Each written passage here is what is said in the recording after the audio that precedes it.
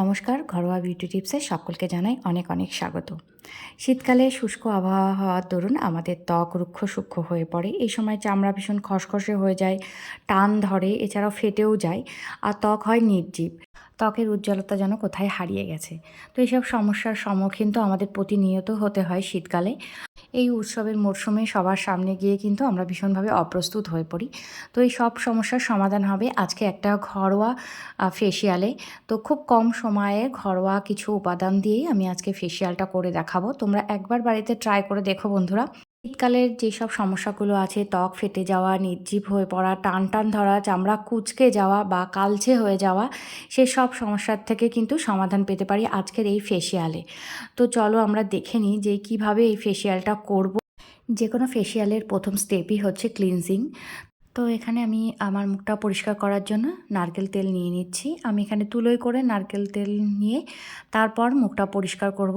তোমরা বন্ধুরা হাতে করে নিয়ে পুরো মুখটা ম্যাসাজ করে তারপর তুলো দিয়ে পরিষ্কার করে নিতে পারো।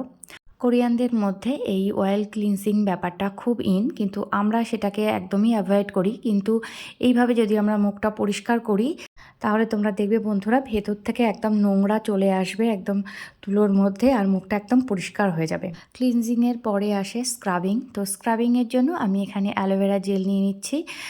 আমি এখানে জেল অ্যালোভেরা নিচ্ছি। তোমরা প্ল্যান্ট বেস যেটা অ্যালোভেরা আছে সেটাও নিয়ে নিতে পারো। তবে প্ল্যান্ট বেস অ্যালোভেরাতে অনেকের অ্যালার্জি থাকে, তো সেটাকে অ্যাভয়েড করার জন্য এভাবে জেল নিয়ে নিতে পারো। তো তার মধ্যে নিলাম খুব সামান্য পরিমাণে একটুখানি চিনি আর নিলাম একটু নারকেল তেল। তো এখানে চিনিটা দিয়েছি, চিনিটা দিয়ে তারপর আমি একটুখানি ভালো করে গুলিয়ে নেব যাতে চিনির দানাটা একটুখানি ছোট হয়ে যায় গলে গিয়ে। তো 2-3 মিনিট পর চিনির দানাটা কিন্তু বেশ ছোট হয়ে এসছে। তারপর আমি এই মিশ্রণটিকে দিয়ে ধীরে ধীরে আমার মুখের মধ্যে আমি স্ক্রাব করব। স্ক্রাবিংয়ের ফলে বন্ধুরা আমাদের মৃত কোষটা উঠে আসবে, আর স্ক্রাবিংয়ের পরেই দেখবে একটা উজ্জ্বল ব্যাপার চলে এসছে মুখে। যেহেতু আমাদের স্কিনে প্রতিনিয়ত ডেড সেল জমে, সেইগুলোকে যদি আমরা টাইম টু টাইম পরিষ্কার না করি তাহলে কিন্তু মুখের অনুজ্জ্বল ব্যাপারটা খুব তাড়াতাড়ি চলে আসে। সেই জন্য স্ক্রাবিং কিন্তু মাস্ট, বিশেষ করে শীতকালে। শীতকালে আমাদের স্কিনের ডেড সেলের পরিমাণটা একটু বেশি বেড়ে যায়, সেই জন্য একটু ঘন ঘন স্ক্রাবিং করলে স্কিনটা অনেক বেশি উজ্জ্বল থাকে। তো আমি 2 থেকে 3 মিনিট হালকা হাতে মাসাজ করলাম, খুব বেশি জোরাজোরি কিন্তু করব না, এতে স্কিন আমার ইরিটেট হয়ে যাবে আর চিনির দানা আমার মুখের মধ্যে লেগে আমার স্কিনটা বেশি ক্ষতি করতে পারে।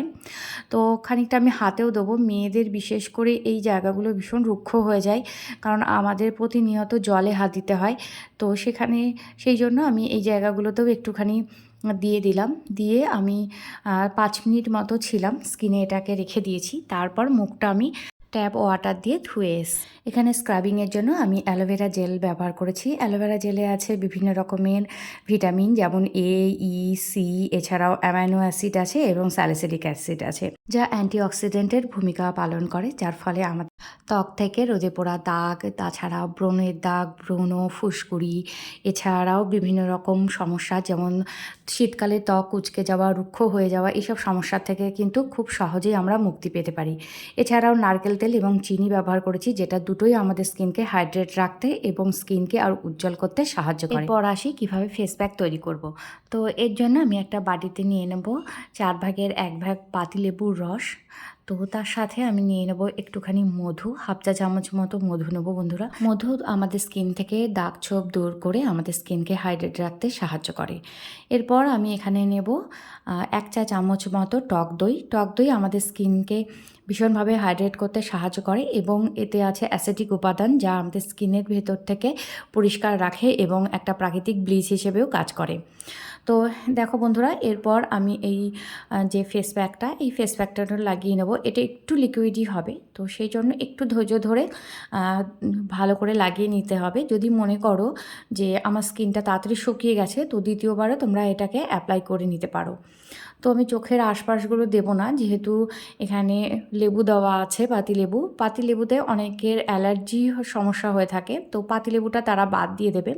আমার কোনো সমস্যা হয় না, তো সেই জন্য আমি দিয়ে দিলাম। তো যাদের কোনো রকম উপাদানে যদি অসুবিধা হয় তাহলে তারা কিন্তু এটাকে বাদ দেবে। এই যে ফেস প্যাকটা আমি দেখাচ্ছি বন্ধুরা, তোমরা এটা আলাদা করেও কিন্তু লাগাতে পারো। পরিষ্কার মুখে এটাকে লাগিয়ে রাখতে পারো কোথাও যাওয়ার আগে, বিশেষ করে বিশেষ কোনো অনুষ্ঠানে যাওয়ার আগে কিন্তু তোমরা এটা করে নিতেই পারো। এতে ইনস্ট্যান্ট একটা গ্লো চলে আসবে এবং মুখটা ভীষণ হাইড্রেট থাকবে। তো হাইড্রেশন এবং গ্লো দুটো একসঙ্গে যদি মিশে যায় অনবদ্য একটা উজ্জ্বলতা আমরা পেয়ে যেতে পারি।